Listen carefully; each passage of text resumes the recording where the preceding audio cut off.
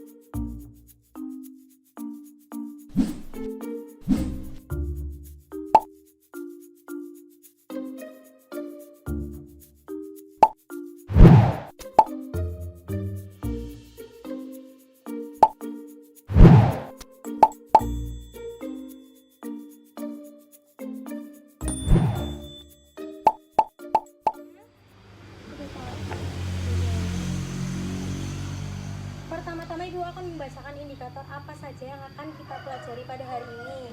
Dan yang pertama ada pengertian dari kebijakan fiskal, peran kebijakan fiskal, fungsi kebijakan fiskal, dan instrumen kebijakan fiskal. Dan yang pertama adalah Pengertian kebijakan fiskal. pengertian kebijakan fiskal. Oke, Ibu hapus terlebih dahulu. Iya. Di sini sebenarnya ada PowerPoint-nya, tetapi Ibu akan share PowerPoint-nya ke kalian ya. Karena di sini fasilitasnya kurang memadai ya, tidak ada LCD juga. Jadi pertama-tama adalah pengertian kebijakan fiskal. Nah, penerimaan dan pengeluaran. Tadi yang kalian tangkap dari videonya apa?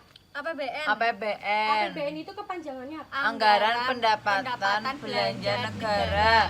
Artinya adalah penerimaan dan Pengeluaran. Nah, penerimaan dan pengeluaran pemerintah itu merupakan faktor yang memengaruhi tingkat kesejahteraan masyarakat. Di sini sebenarnya kebijakan fiskal itu hampir sama dengan kebijakan moneter karena itu merupakan tindakan pemerintah yang diambil pemerintah itu untuk mengatasi atau meningkatkan kesejahteraan masyarakat, tapi lebih ke konteks ekonominya atau keuangannya. Nah, di sini perlu kita ketahui bahwa rumah tangga keluarga dengan rumah tangga negara itu Berbeda ya. berbeda. Kalau jika rumah tangga keluarga itu jika pendapatannya menurun, langkah yang kita ambil pasti adalah menekan pengeluaran. Betul? Betul. Jika kalian tidak mendapatkan sangu, kalian jelasnya akan menabung itu kan sangunya. Ya, seperti itu. Tetapi jika rumah tangga pemerintah atau rumah tangga negara itu jika mengalami pendapatan yang menurun, tidak selalu diatasi dengan penekanan keuangan atau penekanan pengeluaran seperti itu. Karena bisa diatasi dengan kebijakan-kebijakan yang lain seperti itu. Nah, jika suatu negara mengalami penurunan pendapatan dan menekan pengeluaran, maka itu nantinya akan membuat ekonomi di negara itu menjadi lesu dan mengakibatkan pengangguran, mengakibatkan masalah-masalah ekonomi yang ada seperti itu.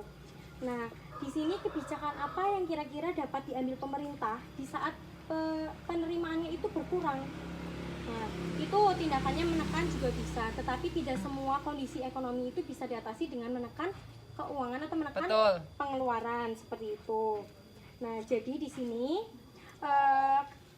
pengertian dari kebijakan fiskal itu sendiri adalah kebijakan penyesuaian di bidang pengeluaran dan penerimaan pemerintah untuk memperbaiki keadaan ekonomi. Jadi lebih ke konteks pengeluaran dan penerimaan. Seperti itu. Dan selanjutnya, selanjutnya adalah peran kebijakan fiskal. Di sini kebijakan fiskal itu bertujuan untuk memperbaiki keadaan ekonomi, mengusahakan kesempatan kerja, hampir sama seperti moneter ya, dan menjaga kestabilan harga-harga secara umum. Beda dengan kebijakan moneter yang melakukannya dengan kebijakan lewat bank-bank sentral. Kalau di sini lebih kayak mengusahakan kesempatan kerja dengan membuka lapangan kerja seperti itu.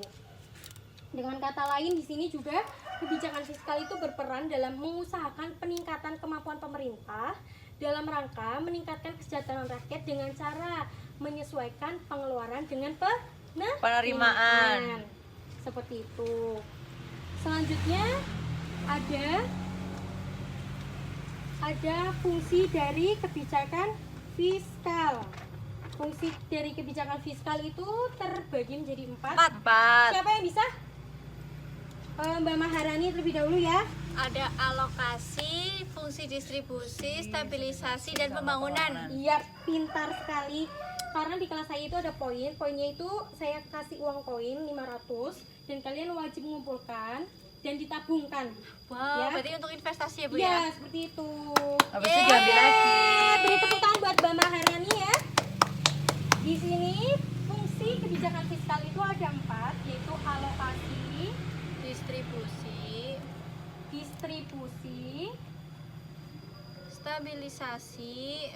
stabilisasi, Dan dan pembangunan. Jelas ya tulisan saya ya? Jelas, Bu. Bangunan. Nah, sebelum Ibu yang menjelaskan, di sini siapa yang bisa menjelaskan salah satu dari fungsi dari kebijakan fiskal itu sendiri? Ayo, siapa? Fungsi alokasi deh, siapa yang bisa menjelaskannya? Mbak Maharani lagi, pintar memang sekali pintar, anak murid Bu. yang fakultas ya. Memang Bu Fungsi pintar. alokasi itu fungsi utama yang nantinya itu untuk menentukan dana itu akan dialokasikan kemana gitu loh Bu. Wah, udah? Udah. Pintar sekali ya, sudah 1000 mengumpulkannya. 1000. Ayo dong Mbak Almira, kejar. Nggak bisa, Bu, nggak punya bukunya. Loh, modulnya kan sudah saya suruh fotokopi. Kamu gimana Iya, sih nggak lupa. ngambil ya? Iya. Pertama adalah fungsi alokasi, yaitu menentukan dengan tepat dana negara itu dananya mau dialokasikan atau dipakai untuk apa dan seberapa banyak dipakainya, seperti itu. Nah, hal ini tuh tergantung terhadap pengumpulan pajak dan pemerintah menggunakan pendapatan dengan tujuan itu sendiri, seperti itu. Dan selanjutnya ada fungsi Distribusi. Fungsi distribusi ini hampir sama seperti alokasi, tetapi lebih spesifik. Lebih spesifiknya itu Lebih jelas ya, Bu. Lebih jelas diarahkannya itu ke Kemana? setiap segmen ekonomi yang mana, seperti itu. Misalnya pemerintah itu menyalurkan dana 1 triliun untuk program-program sosial atau 2 triliun untuk membeli peralatan medis atau APD gitu-gitu. Nah, di sini sampai sini paham? Paham. Nah, selanjutnya ada stabilisasi. Fungsi stabilisasi itu adalah fungsi lain untuk menstabilkan agar perekonomian di negara kita itu stabil, tidak mengalami resesi yang terlalu rendah dan juga merosotnya itu tidak terlalu anjlok gitu, jadinya stabil. Stabil ya Bu, walaupun turun tapi nggak terlalu Jangan banyak terlalu ya Bu. turun seperti itu.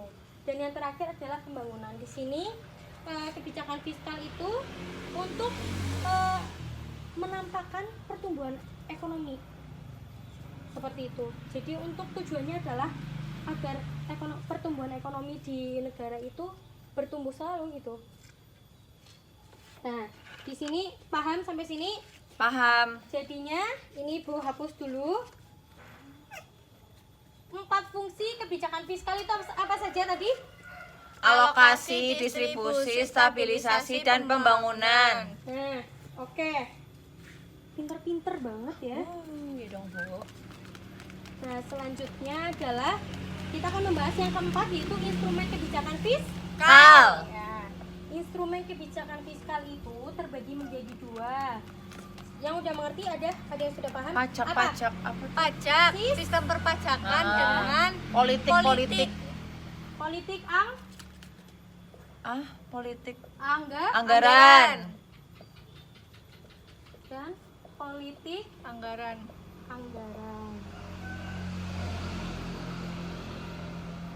Karena di sini kita membahas tentang penerimaan, tentunya kita juga salah satu faktornya juga instrumennya adalah sistem perpajakan, karena suatu negara itu mendapatkan kas itu juga dari pajak seperti itu. Misalkan dengan menaikkan tarif pajak ini, pemerintah bermaksud untuk memperkuat kas pemerintah dan dapat memperbesar pengeluaran yang bersifat umum gitu. Sebaliknya, jika tarif pajak dikurangi, pemerintah bermaksud memberi kesempatan perusahaan untuk berinvestasi. Di sini sudah tahu belum pajak itu sendiri itu apa, Pi? Pajak Membayar itu suatu kewajiban yang harus masyarakat dibayar, terbayarkan. yang wajib harus dibayar oleh masyarakat kepada untuk pemerintah. kesejahteraan Hanya perekonomian masyarakat Indonesia. saja? Badan usaha iya atau tidak? Ya. Iya. Ya. Jadi lebih ke pemindahan dana ya, sebagai bentuknya secara ya memang wajib kita sebagai warga negara untuk membayarkan pajak gitu loh. Baik dalam pajak rumah tangga, juga ada pajak usaha juga seperti itu. Itu adalah instrumen yang pertama. Oke. Di sini ada instrumen yang kedua, yaitu politik Anggaran. Di sini siapa yang tahu politik anggaran isinya tuh apa? Ada anggaran apa? Oh ya, anggaran defisit dan Surplus. Anggaran defisit dan surplus itu masuk dalam anggaran apa? Berimbang atau tidak berimbang? berimbang. Yakin? Tidak berimbang. Tidak berimbang. Tidak berimbang. Ibu kasih dua-duanya ya. Yeay. Karena sudah menjawabkan sama. Ya, nggak suka. Yang sabar itu melatih mental kalian Yeay. ya. Ya, Bu, Ya, makasih, kalian Bu. tuh menyatu dengan alam seperti itu. Oke, di sini ada politik anggaran. Politik anggaran itu kita melihatnya itu melihat ke penerimaan dan pengeluaran, yaitu kebijakan anggaran yang dibedakan menjadi 2. Ada anggaran berimbang dan anggaran tidak berimbang. Ibu tulis ya. Ini kalian dari tadi sudah menulis atau belum? Sudah, Bu. Karena ini pasti keluar di ujian ya. Anggaran berimbang dan anggaran Tidak berimbang. tidak berimbang. Yang dimaksud anggaran berimbang itu sendiri apa? Anggaran. Pemerintah itu menempuh anggaran berimbang itu seperti apa? Dengan cara menyesuaikan atau mengimbangkan pengeluaran dan Pemasukan. Pemasukan. penerimaan. Jadi Penerimaan. tidak ada yang lebih besar pengeluaran atau lebih besar penerimaan. Tapi harus seimbang ya Bu. Ini yang berimbang. Nah, di sini itu tidak ada kondisi ekonomi tertentu untuk mengambil tindakan seperti ini, tetapi dengan menempuh anggaran berimbang itu untuk mencapai kedisiplinan dan kepastian dalam anggaran seperti APBN tadi yang kita baca. APBN itu ditujukan untuk apa saja sih, seperti itu. Dan yang kedua ada anggaran tidak Imbang. Anggaran tidak berimbang itu juga terbagi menjadi dua. Yang pertama ada anggaran defisit dan anggaran Surplus. Anggaran surplus ya. Di sini mengerti tentang anggaran defisit dan surplus. Di sini jika defisit itu yang lebih besar adalah pengeluaran dan yang surplus yang lebih besar adalah penerimaan. Pada anggaran defisit itu direncanakan jika pemerintah itu untuk menstimulir pertumbuhan ekonomi atau dalam keadaan ekonomi yang lagi resesi atau kemerosotan. Untuk anggaran surplus itu dalam keadaan yang ya ekspansif atau memanas dengan mengurangi pengeluaran untuk menurunkan tekanan permintaan dan mengurangi daya beli yang menaikkan pajak. Nantinya dengan menurunkan pengeluaran itu akan menaikkan pajak dan itu akan menambah kas negara, seperti itu. Jadi sudah semua ya indikator yang kita pelajari itu semua. Sudah Bu. Ya, dan kita bisa mengambil kesimpulan bahwa kebijakan yang dilakukan pemerintah ketika penerimaan negara itu menurun pasti juga melakukan penekanan dalam pengeluaran sehingga akan berdampak positif bagi perekonomian. Itu juga bisa kalian terapkan dalam kehidupan sehari-hari kalian. Misalkan kalian itu jika mengalami samuya kurang, itu kalian bisa defisit, kalian bisa mengurangi pengeluaran kalian. Baiknya kalian menabung uang saku kalian atau lebih membeli ke prioritas yang lebih penting buat kalian, jangan membeli atas dasar keinginan seperti itu. Jadi ini Ibu hapus. Instrumen kebijakan fiskal itu ada dua apa saja? Tadi Sistem perpajakan dengan politik anggaran. Ya bagus. Dalam politik anggaran itu Ada terdapat anggaran berimbang dan tidak berimbang. dalam anggaran tidak berimbang. Ada anggaran Ada anggaran defisit dan defisit anggaran surplus. surplus. Oke, si pintar sekali. Untuk yang terakhir kali Ibu kasih poin 1000 dan 1000 buat kalian. Karena kalian itu sudah kondusif dan sudah aktif dalam kegiatan pembelajarannya Ibu. Selanjutnya untuk membuat kita semakin semangat ya, kalian mau nggak ikut Ibu bermain game? Mau. Di sini Ibu sudah menyiapkan roulette, aplikasi roulette. Ini bisa kalian pakai juga dalam presentasi. Jika presentasi kalian pengen yang lebih berwarna ya, kalian bisa menggunakan roulette untuk permainan. Dan Ibu sudah menyiapkan 2 pasang kartu. Jadi permainannya judulnya apa? Truth or Dare. Ya, Mbak Almira, oke, dan Mbak Maharani. Yeay. Sekarang Ibu akan memutar roletnya dan yang sudah diisi dengan nama kalian masing-masing karena tadinya ada Mas apa tadi? Titan. Mas Titan dan Mbak Dinda, tetapi malah tidak berangkat, jadinya Ibu isi 2 nama saja. Oke. Mekanismenya ya, Ibu pilih Maharani. Yes. Oke, Mbak Maharani, Ibu kasih pilihan 2, truth or dare. Jika Mbak Maharani memilih truth, Mbak Maharani harus menjawab pertanyaan dari Ibu. Dan jika Mbak Maharani memilih dare, Ibu menantang Mbak Maharani untuk menjelaskan materi yang Ibu pilih, Ibu minta. Dan poinnya Mantap. itu ada 2. Yang truth, Mbak Maharani mendapatkan poin 500 atau 10 ya nilainya, dan 1000 untuk dare, seperti itu. Mbak Maharani akan memilih yang mana? Dare. Dare? Oke. Pertanyaannya adalah bukan pertanyaannya ya. Ibu minta Jelaskan. Mbak Harani menjelaskan anggaran tidak berimbang itu terdapat 2 kan, dan Ibu minta Mbak Maharani untuk maju ke depan dan menjelaskan kepada Mbak Almira tentang anggaran tidak berimbang. Wow, bentar ya Bu, Seperti saya itu. pakai sepatu dulu. Oh iya, tidak apa-apa. Harus semangat ya menjelaskannya, harus juga yang singkat tetapi yang jelas seperti itu. Oke, di sini saya Tinggi ya Mbak Maharani ya. Oke. Oh, saya yang terlalu pendek. Teman-teman, di sini saya ke bagian yang maju ya. Saya di sini memilih dare, yaitu tantangan, di mana Ibu Dinda itu meminta saya untuk menjelaskan Tentang Tidak anggaran berimbang. tidak berimbang. oke tentang anggaran tidak berimbang. Nah, oke, di sini anggaran tidak berimbang itu terdapat 2 anggaran ya. Pertama itu anggaran defisit dan anggaran surplus. Di mana anggaran defisit ini pengeluaran itu lebih besar daripada pemasukan, sedangkan anggaran surplusnya di mana keadaan pemasukannya itu lebih besar daripada pengeluaran.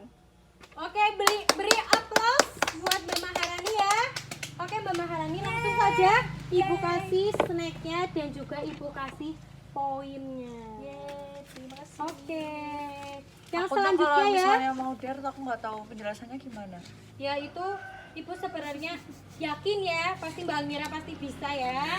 Iya Bu. Selanjutnya ada Mbak Almira mau secara sukarela atau Ya udah menurut sukarela apa? deh. Aku mau Oke. trut aja, aku mau trut. Oke, truth. Iya, biar Pertanyaannya- berbeda. Pertanyaannya Tahu ya adalah sebutkan 4 fungsi kebijakan. Oh, iya. 4 Maju. fungsi kebijakan bukan Katanya, dare. kalau dare Karena maju. aku kan pilih yang beda. Ya, betul. 4 fungsi kebijakan fiskal. Yang pertama ada fungsi alokasi, kemudian ada distribusi, stabilisasi dan pembangunan. Oke. Di sini Ibu kasih poinnya dan Ibu kasih Terima kasih Bu. untuk ganjil perut ya. Ya, Bu. Makan marshmallow yang manis biar kalian cewek-cewek makin manis. Nah, cukup sekian dari pembelajaran pada hari ini. Semoga menyenangkan. Yeay, Semoga sangat-sangat berkesan di kalian ya. menyenangkan. Belajar di outdoor yang jarang sekali kalian lakukan ya. Dan Ibu Seperti juga bertamasya. minta maaf jika ada kekurangan dalam mengajar kalian.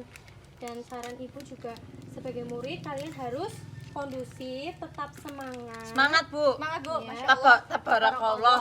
Iya, hari ini masih ada pelajaran selanjutnya. Enggak Bu, Sudah, Bu, sudah sudah. pulang habis ini. Pulang habis ini langsung pulang atau mau main dulu? Ya Pulang. paling mau pulang dulu, Ya, mau makan pulang baru dulu main. ya. Ya Bu. Mau makan siang Jangan Bu. langsung keluyuran. Ya Bu.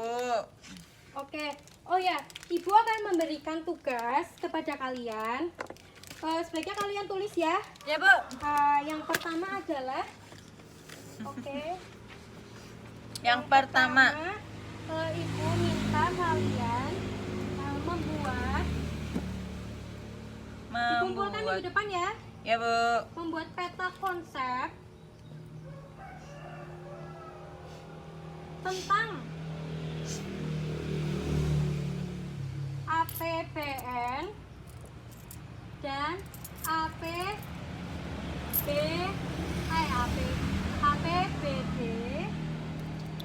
dan yang kedua Ibu minta kalian membuat resume. Iya tugasnya banyak banget, bukan belum Iya, libur. karena kemungkinan minggu depan itu Ibu tidak bisa mengikuti pelajaran, tidak bisa mengajar kalian seperti itu. Jadi tugasnya double buat untuk nilai hari itu. Jadi kalian harus menampilkan yang terbaik ya, menunjukkan yang terbaik gitu ya. Karena kalian anak didik Pak Upas tuh terkenalnya itu sangat-sangat kompak, kreatif dan semangatnya itu luar biasa ya. Membuat resume tentang materi yang hari ini, yaitu kebijakan Fiskal. kebijakan Fiskal. fiskal. Ya, untuk mengakhiri pada hari ini, Ibu minta Mbak Maharani untuk memimpin doa. Ya, Oke. berkemas-kemas juga boleh. Oke, sebelum mengakhiri pembelajaran hari ini, berdoa dimulai. Doa selesai. Oke, Ibu akhiri ya. Terima kasih. Sama-sama Bu. Sama-sama, Bu.